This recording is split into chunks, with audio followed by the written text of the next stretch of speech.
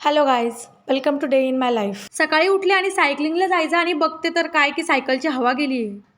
मला असं वाटलं घरामध्ये सायकल ठेवून हवा कशी काय जाऊ शकते. बाहेर ठेवत होते तेव्हा मी समजू शकते की उन्हामुळे वगैरे होत असेल, पण असं तर नाही ना. नंतर आम्हाला कळलं सायकलची हवा जात नाही आहे, हवा कोणीतरी काढतंय. हानीला मजा वाटते म्हणून ती हवा काढत होती. मग आज सायकलिंगला सुट्टी. तसं तर आज वर्षाचा शेवटचा दिवस आहे, पण म्हटलं चला आपल्यासाठी सगळे दिवस सारखेच आहे. वेळ होता, सायकलिंगला गेले नाही म्हणून मग बाल्कनी साफ करायला वरती आले. मोस्टली आम्ही हे डोअर ओपन करतच नाही, खूप धूळ वगैरे येते म्हणून.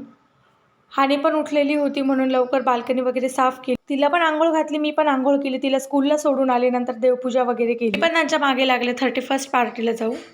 पण आमचं असं ठरलं की जाऊ द्या, घरातच काहीतरी करूया म्हणून मग घरीच आम्ही प्लॅन केला. आम्ही पुष्पा मूवी बघून आल्यापासून बघतोय. हानीचं सारखं तेच चालू असतं, आई मला ते खिसिक खिसिक गाणं लावून दे, आई मी पुष्पासारखी फायटिंग करते.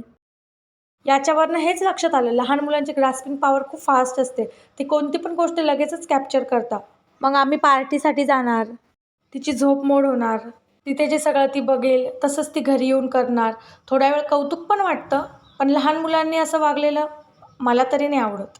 ज्या वेळेला ती मोठी होईल, ऑफकोर्स ती जाणारच झाली ना. जगलेलो आहे त्याच्यामुळं असं काही वाटत नाही. इकडे आपण मंत्र आणि श्लोक शिकवणार, एकीकडे आपण अशा वातावरणात नाही. ज्या वेळेला ती मोठी होईल मी देईल तिला तिचं फ्रीडम. बाय द वे, प्रत्येकाचं युजली पॅरेंटिंग चार्ट असतं.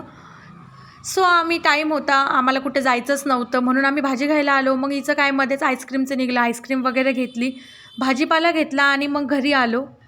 तर असा गेला आमचा शेवटचा दिवस ह्या वर्षाचा बरं का. Thank you for watching. शेवटपर्यंत व्हिडिओ बघत असाल तर एक लाईक करा. कसा वाटला व्हिडिओ कमेंटमध्ये सांगा. बाय.